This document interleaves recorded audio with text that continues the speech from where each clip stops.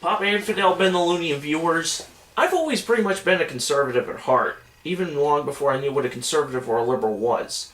As a kid, I can remember sitting in the car with Papa Infidel, or sitting within earshot when he's having a conversation with a friend or a relative and hearing him go on and on about how liberals are destroying this country and never really understanding, never really comprehending what he's talking about. So, well, one morning, when my Uncle Jerry was crashing at our place, I was getting up in the morning, getting ready for school. It was about the second half of my senior year in high school. And he was already up.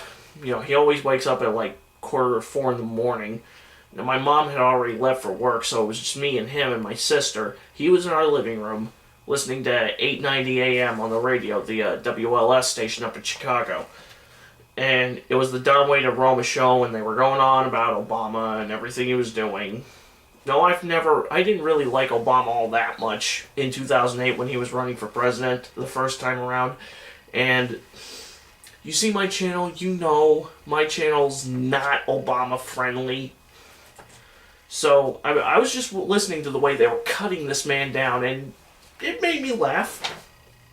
So, out of curiosity, I asked my uncle about a guy I had heard about, a guy named Rush Limbaugh. And he told me, yeah, he's good. He told me about Rush, what he believes, and what station he was on, and when he was running during the days. While I was at home on spring break, I turned on the radio, tuned it to 12:40 a.m. WTAX here in Springfield, and I started listening to him. Needless to say, I've become a fan. Or, as we like to call ourselves, I've become a ditto head. Now, for those of you who don't know about him, Rush Limbaugh is the host of a conservative radio talk show that's based out of West Palm Beach, Florida. Originally from Cape Girardeau, Missouri, Rush, and yes, that actually is his name, Rush Hudson Limbaugh III. Rush dropped out of Southeast Missouri State University 2 semesters and 1 summer into his college life to pursue a career in radio.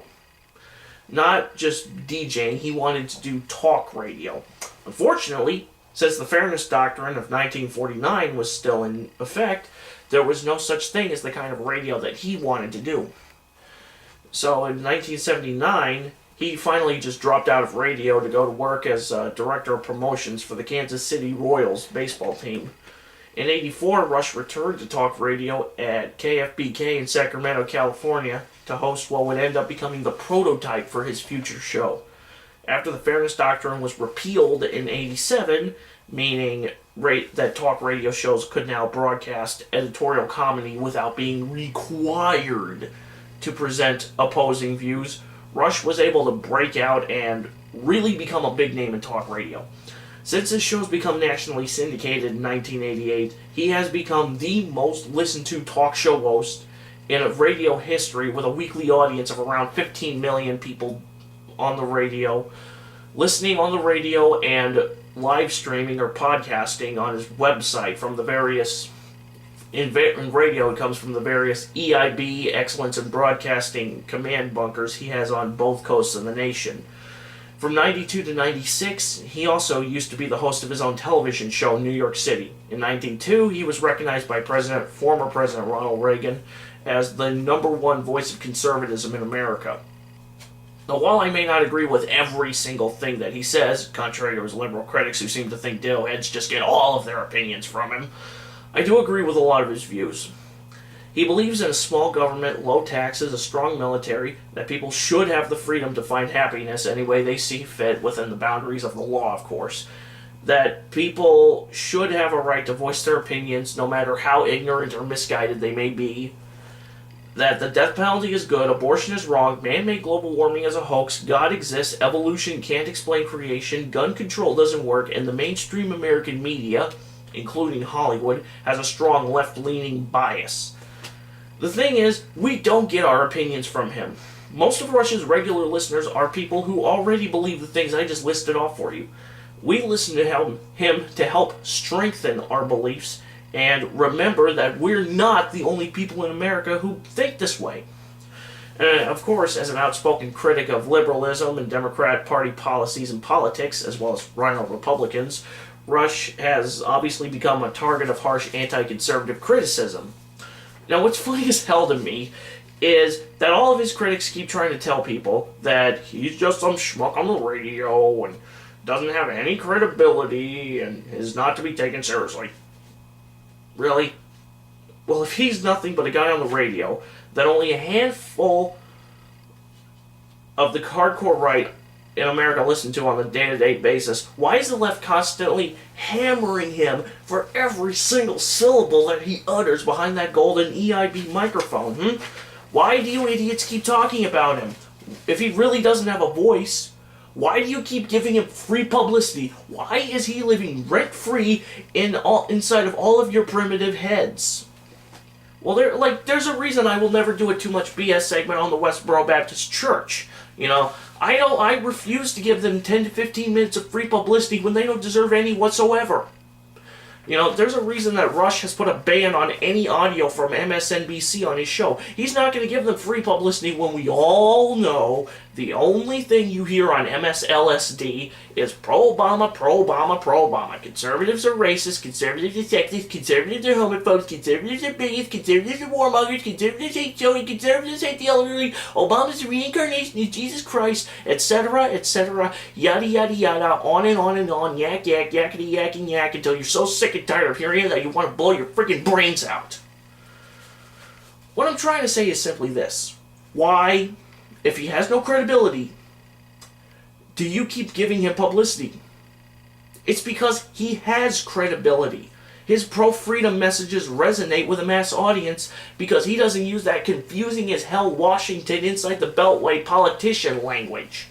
Okay? He brings a message in a simple black and white manner that is easy for people to understand. And he doesn't stand around the issues or try to flip-flop on the issues. If he's wrong, he'll admit he's wrong.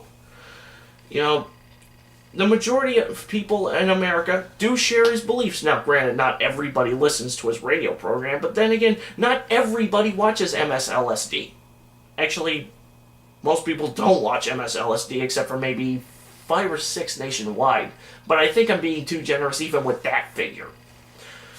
So bottom line, if you believe our country is a constitutional and representative republic, not a socialist Eurotrash democracy like everybody else keeps saying it is, and you're not easily made butthurt, either check your local radio stations or subscribe to rushlimbaugh.com to get your ditto head fix from America's truth detector, the doctor of democracy, the all-knowing, all-fearing, all-caring Maharishi, who spends 3 hours a day, 5 days a week, having more fun than any human being should be allowed to have.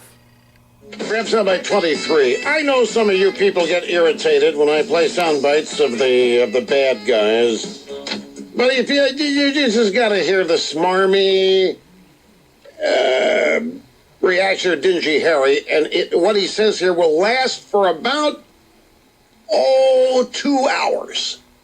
Here's Dingy Harry, ecstatic, announcing it's all peace and love now in Washington. I thank the Republican leader for his diligent efforts to reach this important agreement.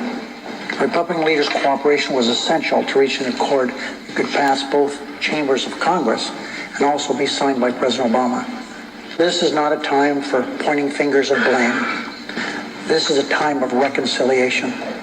I look forward to working with my colleagues on both sides of this great Capitol to pass this remarkable agreement. Oh, yeah, a remarkable agreement. Another $1 trillion of debt to pay off previous debt that Obama says isn't new debt. Oh, they're so ecstatic, and the drive-bys are so ecstatic.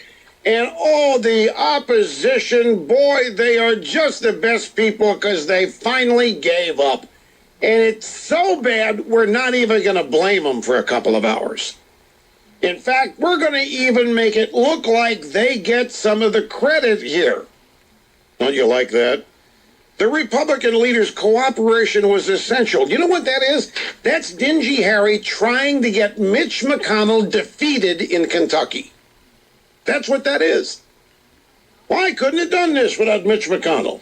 I could not have made this happen. We couldn't have gone $1 trillion more into debt. And I couldn't have got something that Barack Obama will sign without my great colleague on the other side of the aisle. So Dingy Harry here has just he's done a masterful, he's just produced a great campaign ad for the Democrats running against McConnell. Oh yeah, I had nothing to do with this. Mitch McConnell made this happen.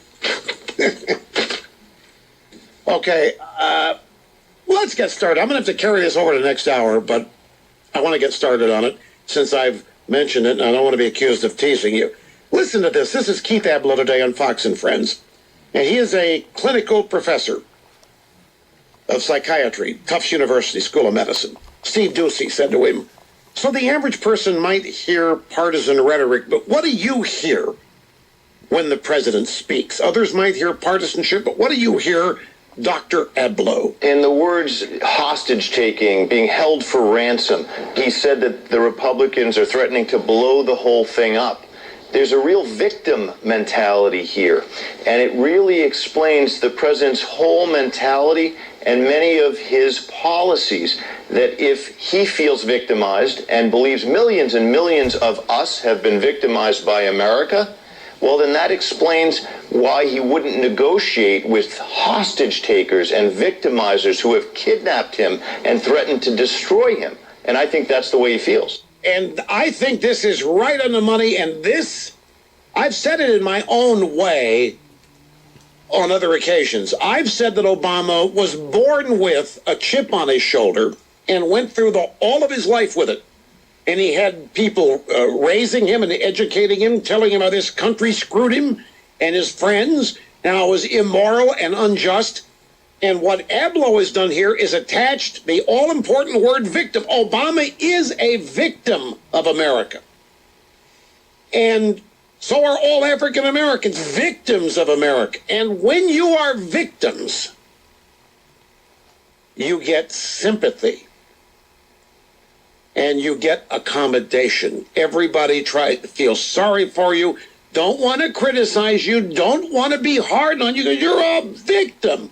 And Obama plays that and parlays that, and this is just yet another reason why he is insulated from any criticism. Poor guy's a victim, and he really looks at these Republicans as part of the group that victimized him and his friends and his family.